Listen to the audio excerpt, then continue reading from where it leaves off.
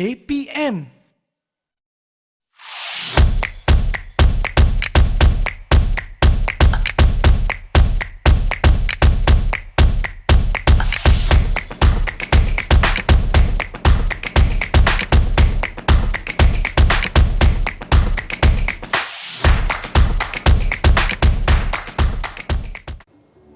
Hai penonton Didik TV KPM, anda sedang menonton Bina Upaya Guru bersama saya Nisaki. Kita nak melihat perjalanan guru itu, kemejadian guru itu, sama ada ingin menjadi guru biasa, mereka ingin menjadi pensyarah maupun ingin berkhidmat di bahagian pentadbiran. Dan satu lagi topik yang kita nak bincangkan berkaitan dengan guru-guru di Malaysia, iaitu program pembangunan guru, kursus pengurusan kaunseling. Untuk berbicara dengan saya pada hari ini, pastinya bukan orang yang calang-calang kita jemput. Kita persilakan Encik Indran, anak lelaki Subramanian KBPA yang merupakan pensyarah cemerlang Jabatan Pengurusan Hal Ehwal Murid dan Kaunseling dari Institut Aminuddin Baki. Selamat datang Encik Indran. Selamat datang. Terima kasih kerana sudi bersama-sama dengan kami di Didik TV KPM. Sebelum kita mulakan topik, boleh saya tanya Encik Indran, apa tu KBPA? Mungkin KBPA ada maksud yang istimewa. Okey, KBPA itu maksudnya kaunselor berdaftar. Baik. Perakuan amalan. Sesuatu yang saya kira sebenarnya ramai yang baru belajar. KBPA itu ada maksudnya yang tersendiri. Baik, kita nak pergi kepada topik kita hari ini. Tapi sebelum kita mulakan tadi ya Cik Indra, saya ada terdengar-dengar mengenai BNK. Jadi saya tertanya-tanya, apa maksud BNK tu Cik Indra? Oh, BNK itu bimbingan dan kaunseling. Bimbingan dan kaunseling, tepatlah dengan topik kita pada hari ini. Jom kita nak berbicara dengan lebih lanjut. Jadi saya nak berikan soalan pertama saya lah kepada Cik Indran. Mungkin Cik Indran boleh kongsikan serba sedikit maklumat, serba sedikit latar belakang ataupun mungkin sejarah perkhidmatan bimbingan dan kaunseling di Malaysia dan punca-punca kuasa pelaksanaan perkhidmatan BNK ini. Silakan Cik Indran. Okey, perkhidmatan bimbingan dan kaunseling ini mula diperkenalkan di Malaysia ni pada tahun 1963. Baik. Okey, dan telah pun dikuatkuasakan di sekolah menengah pada tahun 1979 dengan pelantikan guru panduan sekolah menengah melalui edaran SPI bilangan 1 1979. Baik. Okey. Pada tahun 1996, okey, pelantikan kaunselor sepenuh masa di sekolah menengah melalui edaran SPI bilangan 3 1996, yang mana kedudukan kaunselor pelajar ini diletakkan di bawah tanggungjawab sepenuhnya pengetua pada ketika itu. Namun pada tahun 2001, pelantikan guru bimbingan dan kaunseling, ringkasnya lah GBK, telah diwujudkan perjawatannya di sekolah rendah maupun di sekolah menengah. Okey, pengujudan GBK ini adalah ekoran pada ketika itu isu-isu sosial yang sangat berleluasa, yang telah menyebabkan pada ketika itu Menteri Pendidikan telah menyarankan kepada KPM, Kementerian Pendidikan Malaysia, untuk melantik guru bimbingan dan kaunseling di sekolah rendah dan juga di sekolah menengah. Maka pada tahun 2001 secara sah pelantikan guru bimbingan sekolah rendah di sekolah rendah diwujudkan, manakala guru bimbingan dan kaunseling di sekolah menengah telah diwujudkan dengan jawatan di luar norma. Okey. Itu sebenarnya sejarah. Dari segi punca kuasa, okey, bila kita bercakap pasal punca kuasa, dia adalah berdasarkan kepada surat-surat siaran dan juga SPI yang berkuasa lah. Okey, untuk sekarang ni kita masih lagi berpegang kepada surat siaran bilangan 12 tahun 2012, iaitu Perrekayasaan Perkhidmatan Bimbingan dan Kaunseling. Okey. Lepas tu kita ada surat siaran tahun 2017 di mana surat pematuhan dan pelaksanaan perkhidmatan bimbingan dan kaunseling di sekolah. Dan terkini kita ada satu buku yang telah dikeluarkan, iaitu MySG, iaitu kita kata buku garis panduan tabir urus sekolah lah, yang telah dikeluarkan oleh Bahagian Pengurusan Sumber Manusia KPM pada tahun 2021, di mana telah mengelaskan di sekolah rendah jawatan guru bimbingan dan di sekolah menengah guru kaunseling. Baik, Encik Indran ada sebutkan tentang posisi GBK, Guru Bimbingan dan Guru Kaunseling. Mungkin Encik Indran boleh jelaskan dengan lebih terperinci mengenai Guru Bimbingan dan Guru Kaunseling ini. Okey. Kalau kita cerita pasal guru bimbingan, di sekolah rendah memang kita letak guru bimbingan lah. Sebab guru bimbingan ni kita terbagi kepada dua. Baik. Okey, yang pertama guru bimbingan sepenuh masa, iaitu guru yang telah mendapat pelantikan daripada Jabatan Pendidikan Negeri. Baik. Dan ada juga satu jawatan guru bimbingan lantikan dalaman. Yang ini guru-guru yang bertugas di sekolah kurang murid, iaitu kurang daripada 350. Baik. So bila kurang daripada 350, memang tidak ada jawatan guru bimbingan sepenuh masa lah dekat sekolah rendah. Dia akan diberi guru bimbingan lantikan sekolah ataupun lantikan dalaman yang diberi kuasa oleh guru besar.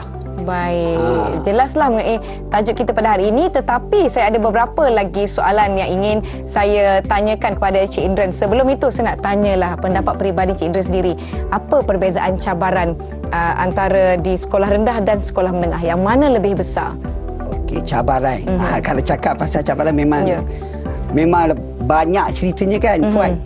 Yang pertama lah, kalau di sekolah rendah, biasanya murid ni masih lagi belum dapat berfikir secara masih hijau lagi. Masih hijau kan. So kita senang nak pimpin dan pandu. Baik.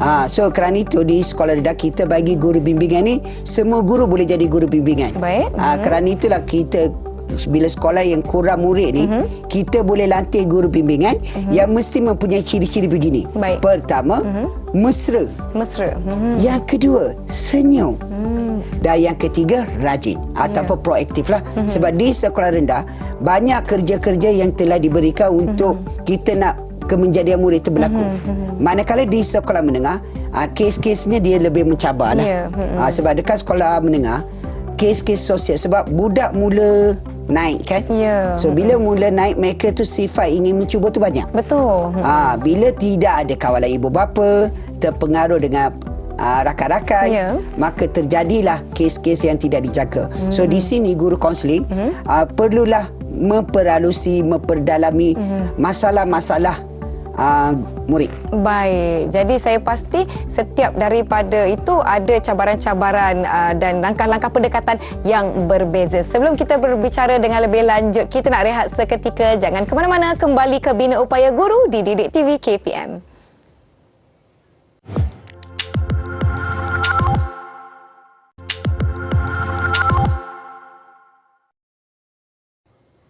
Masih menonton Bina Upaya Guru di saluran Didik TV KPM. Masih bersama saya Nia Sakir dan pensyarah cemerlang kita Encik Indran berbicara mengenai program pembangunan guru khusus pengurusan kaunseling. Saya pasti bila bercakap tentang kursus pengurusan kaunseling ni, banyak slot-slot yang telah pun dijalankan dan juga berkaitan dengan perkhidmatan bimbingan dan kaunseling dikhaskan pula kepada para pendidik, terutamanya PGB, kita ada GPKHAM, kita ada GBK seperti yang disebutkan tadi, dalam kita nak memastikan kelestarian UBK di sekolah. Mungkin Cik Indran boleh jelaskan dengan lebih lanjut tentang slot dan kursus yang saya sebutkan sebentar tadi.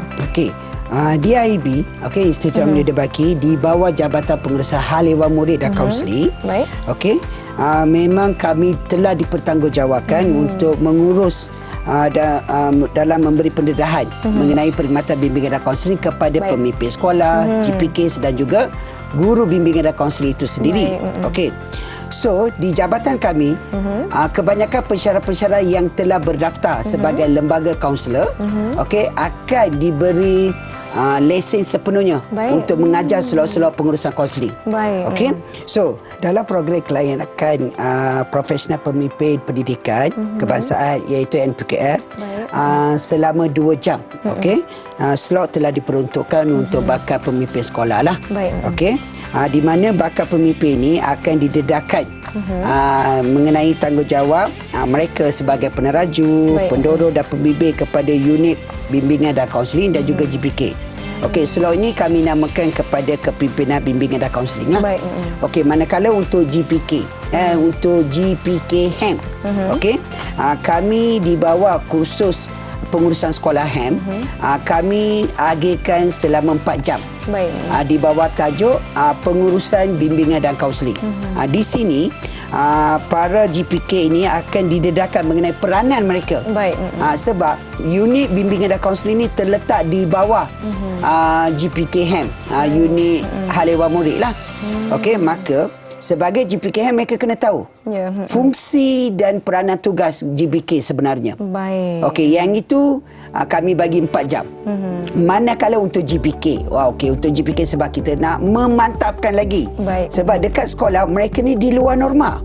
So bila di luar norma ni mereka patut dimantapkan untuk menjadi guru bimbingan yang cemerlang. Baik. Okey, justru itu kami memberikan kursus selama 3 hari dan kami akan dedahkan mereka kepada 5 slot yang akan membantu mereka untuk memantapkan mereka, memberikan memberikan mereka perkhidmatan yang cemerlang. Baik. Dari segi pembentukan kemenjadian murid dan menjadikan juga sekolah berkualiti. Baik, maknanya slot itu diperuntukkan berbeza mengikut siapakah mereka yang menerima kursus ini. Ada yang 2 jam, ada yang 4 jam, ada yang 3 hari. Wah, satu tempoh masa yang saya kira masa itu kan emas, berharga. Jadi perlu kita fokuskan kepada pemantapan kualiti perkhidmatan diri. Jadi saya nak tahu dengan lebih lanjut tentang slot yang Cik Indrian telah sebutkan tadi. Mungkin Cik Indrian boleh kongsikan lebih lanjut lagi tentang slot dan kursus yang telah disebut-sebutkan tadi. Okey. So kita berbalik tadilah. Okey, yang pertama dalam NPKL. Okey, NPKL 2 jam. Baik. Bila dalam 2 jam, sebagai kita apa kita kena buat, kita kena pastikan pemimpin sekolah, iaitu kita kata pengetua dan guru besar ni, dia kena tahu sebenarnya kenapa jawatan guru bimbingan dan kaunseling ni diwujudkan. Baik. Sebab sekarang ni kita nampak kebanyakan guru bimbingan dan kaunseling dekat sekolah ni mereka buat kerja. Tapi mereka buat kerja atas dasar kena buat kerja. Kena buat kerja. Baik. Tapi bila pengetua ataupun guru besar tahu kerja mereka, sebenarnya mereka tak boleh nak lari. Betul. So kerana itulah IB, peranan IB mendedahkan apa kerja buat guru kaunseling. Maknanya memberi pendedahan tentang skop mereka dengan lebih spesifik ke? Ya. Contohnya lah saya ambil gini. 35 senarai tugas. Baik. Guru bimbingan dan kaunseling ni perlu pengetua dan guru besar ni kena tahu. Apakah 4 pendekatan? Baik. Apakah 4 bidang fokus? Semua ni pengetua kena tahu. Baik. Okey, manakala GPK HAM. Okey, bila GPK HAM 4 jam. Bila kita kata 4 jam, 4 jam ni kita lebih memfokuskan peranan mereka dalam mewujudkan perkhidmatan itu lebih efisien dekat sekolah. Okey, sebab UBK ni di bawah unit HAM. Kalau unit HAM tak bekerjasama dengan UBK, macam mana dekat sekolah kemenjadian murid boleh berlaku? Betul. Sebab di bawah unit HAM ni, dia ada unit disiplin, dia ada unit kaunseling. So kedua-dua unit ni kena bekerjasama dalam membentuk kemenjadian murid dekat sekolah. Dua-dua unit yang sama penting saya kira. Ya, betul. Untuk mencapai satu hasrat kita, iaitu untuk membantu murid-murid. Lagi satu lagi tu tadi untuk kursus pengurusan kaunseling yang berbalik kepada tajuk kita lah. Okey, GBK. GBK ni kita kena mantapkan. Dari segi kita kena melatih mereka untuk menjadi pemimpin masa depan.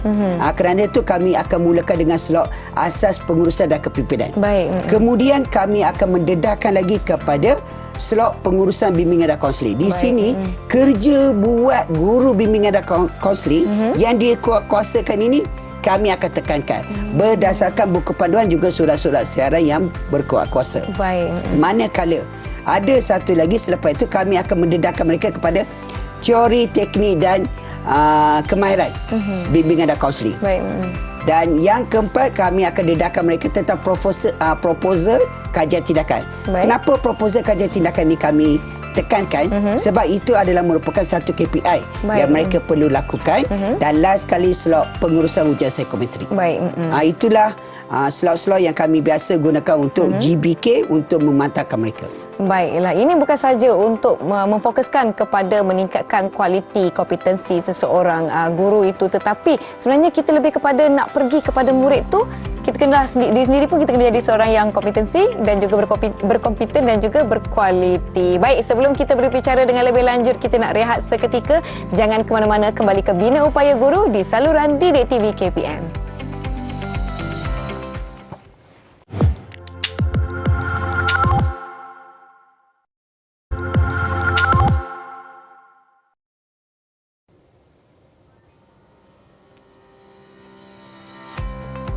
masih membincangkan topik kursus pengurusan kaunseling bersama saya Nisa K dan Encik Indran dari Institut Aminuddin Baki. Saya nak tanya pandangan Encik Indran sendiri tentang peranan IAB, tentang impak kursus pengurusan kaunseling yang telah pun dijalankan. Silakan. Okey, sebenarnya kebanyakan GBK di sekolah ni mereka jarang menyedari okey apa dan bagaimana untuk berperanan dengan berkesan. Okey, justru itu IAB berusaha untuk membangkitkan kesedaran tersebut dan meningkatkan kompetensi mereka supaya boleh melaksanakan tugas dalam menyokong tapak pengurusan dan kepimpinan organisasi masing-masing. Okey, di sini IAB juga menyediakan beberapa slot lah. Seperti yang saya maklumkan tadi itu, iaitu khas kepada PGB dan GPKM untuk menerajui, membimbing dan mendorong UBK dan juga GBK. Okey, seperti yang terkandung dalam standard 1 SKPMG2. Okey. Peranan IAB juga adalah untuk melahirkan GBK yang boleh memasuki pertandingan-pertandingan yang dianjurkan oleh KPM. Okey, iaitu dia ada 5. Iaitu pertama, pengurusan pembangunan dan pengembangan sasaran terpuji gemilang, pengurusan kerja efektif, pengurusan program minda sehat proaktif, pengurusan pembimbing rakan sebaya unggul dan last sekali, pengurusan perkhidmatan unit bimbingan dan kaunseling cemerlang. Okey, malah peranan IAB juga adalah untuk melahirkan GBK yang mempunyai beberapa perlakuan. Iaitu Ask Me First. Ask Me First? Ask Me atau Ask Tuan? Okey. Ask Me First ni dia adalah kata singkatan. Sinonim yang telah dipenarkan oleh Ketua Jabatan saya lah, mantan Ketua Jabatan saya, Encik Muhammad Dawi pada tahun 2012, di mana A itu adalah attitude. S itu adalah skill. K itu adalah knowledge. M itu adalah mindset. E adalah emotion. F adalah fit dan juga S adalah spiritual. Oh, ask me first. Ingatkan Tuan tanya saya. Ask me first tu sebenarnya attitude, skill, knowledge, mindset, emotion, fit dan juga spiritual. Baik. Sekarang saya dah faham. Baik Tuan, sila teruskan. Okey, kalau kita lihat kepada impak kursus ni lah. Impak kursus ni saya bagikan kepada 2. Okey, pertama kepada guru bimbingan dan kaunseling itulah. Okey, kursus ini akan memberi impak kepada kualiti guru, khasnya GBK untuk terus berkhidmat dengan cemerlang, dengan berfokuskan kepada kemajuan murid di sekolah, di mana mereka akan memfokuskan kepada pertama pendidikan kerjaya. Okey, di mana asraf KPM adalah 100% murid terpimpin melalui inventory psikometri. Yang kedua, karakter kepimpinan ke diri murid ialah untuk menjadikan Malaysia terbaik dalam model pengawas dan PRS. Okey, pernah ke Puan dengar apa tu PRS? PRS, kejap. Saya rasa saya ingat. Pemimpin rakan sebaya, betul? Betul sikit, tapi saya betulkan sebenarnya. PRS adalah pembimbing rakan sebaya. Okey, dan yang ketiga adalah panduan hala 7 IPT. Jom masuk U. Okey. Ini bersama Kementerian Pengajian Tinggi lah. Okey. Selain itu, kursus ini juga memberi impak kepada GBK itu sendiri. Pertama, dia mereflect balik apa yang mereka telah belajar dekat universiti supaya boleh mereka dapat gunakan di sekolah nanti. Dari segi pendedahan teori, teknik dan kemahiran sebagainya lah. Baik, mungkin ada yang tertanya-tanya bila kita dah sertai kursus, kita akan dapat sijil, kita akan diiktiraf kita menyertai sesuatu kursus. Tapi bagaimana dengan kursus pengurusan kaunseling? Macam mana kita nak tentukan kebolehpasaran? Sejauh mana sijil ini diperakukan di peringkat KPM? Okey, soalan yang agak baik sekali. Okey, selepas tamat kursus, selalunya kami pensyarah-pensyarah akan menghubungi pihak sekolah. Okey, untuk bertanyakan status lah, adakah berlaku perubahan tingkah laku dalam kalangan guru bimbingan dan kaunseling dalam menjalankan tugas mereka. Okey, yang kedua, GBK ni dia ada kelebihan. Kalau mereka mengikuti kursus pengurusan kaunseling ni, mereka akan didedahkan dengan penggunaan data-data. Okey, sekarang ni apa-apa kita nak bercakap mesti gunakan data. Betul. So dalam dialog prestasi, dialog prestasi dekat sekolah, guru-guru kaunseling ini akan membentangkan psikometri dengan data. So guru-guru atau pemimpin di situ akan tahu maknanya murid-murid di sekolah ni sini lemah, sana lemah. Dan mereka bolehlah membantu dalam PDP mereka. Baik. Okey, dan seterusnya. Sijil kursus ni walaupun dia adalah CJ penyertaan, Ya. okey, CJ kehadiran, sebenarnya CJ itu sangat bermakna untuk guru kaunseling itu untuk menjadi guru cemerlang. Baik. Macam saya jadi pensyarah cemerlang pun adalah salah satu selepas saya mengikuti kursus. Baik. So dia akan memberi impak yang banyak lah. Baik, saya percaya banyak lagi yang boleh kita kongsikan mengenai topik kita pada hari ini, tetapi sebenarnya Cik Indra, kita sudah pun tiba di penghujung rancangan. Saya pasti selepas menonton rancangan ini mesti ada yang tertanya-tanya, macam seronok je, macam best je nak menyertai kursus kepimpinan kaunseling ini, kursus pengurusan kaunseling, mungkin mereka boleh dapatkan cara bagaimana untuk menghubungi sekiranya mereka ingin menyertai. Okey, itu senang saja. Okey, pertama sekali kalau sesiapa yang berminat, selalunya kursus pengurusan kaunseling ni kami bukakan kepada guru bimbingan dan juga guru kaunseling. So apa yang mereka perlu buat ialah mereka pergi masuk kepada portal IAB. Okey, mereka pergi kepada permohonan kursus. Di situ ada tab untuk kursus pengurusan kaunseling dan mereka bolehlah masuk. Okey, yang kedua mereka boleh menghubungilah mana-mana ketua jabatan dan juga saya untuk mendapatkan maklumat lanjut. Itu Baiklah, sebenarnya saya tanya-tanya berkaitan dengan pengalaman peribadi Encik Indra sendiri. Pastinya ada antara cabaran dan juga kisah-kisah menarik sepanjang kursus ini berjalan. Mungkin ada guru-guru yang orang kata apa, menghadapi kesukaran. Mungkin ada sesuatu yang mereka nak capai tetapi tak sampai. Mungkin boleh kongsikan? Oh, itu memanglah setiap kali kursus tu memanglah pelbagai isu-isu yang dilontarkan oleh guru kaunseling itu sendiri. Okey, yang pertama tu mereka rasa mereka tidak dihargai, tidak dihormati. Mereka dikatakan goyang kaki. So itulah kata-kata yang selalu mereka luahkanlah. Okey, dan saya selaku pensyarah yang mengajar mereka, saya kata biasalah itu adalah cabaran kehidupan. Yang penting tunjukkan bagaimana kita boleh menjadi guru bimbingan dan kaunseling yang berkesan. Yang penting kita kena menawan hati pemimpin kita. PGB itu kita kena tawan. Yang kedua, kita kena berbaik dengan guru penolong hal ehwal murid. Dan seterusnya, jangan dilupakan murid-murid kita.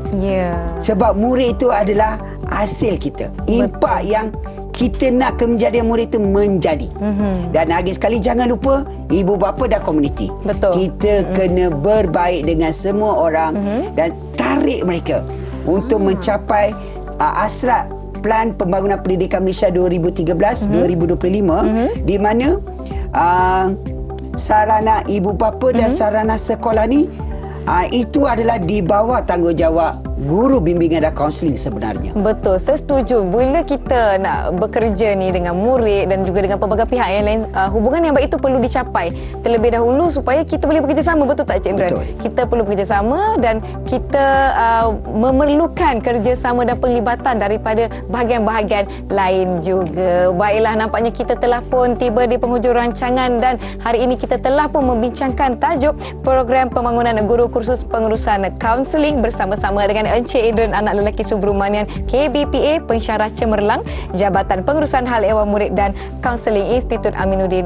Baki. Terima kasih sekali lagi Encik Indra sudi bersama-sama dengan kita di sini pada hari ini. Diharapkan mendapat memberikan input kepada penonton-penonton Bina Upaya Guru di saluran Didik TV KPM. Saya Nisa K, semoga kita bertemu lagi. Terima kasih. Bye.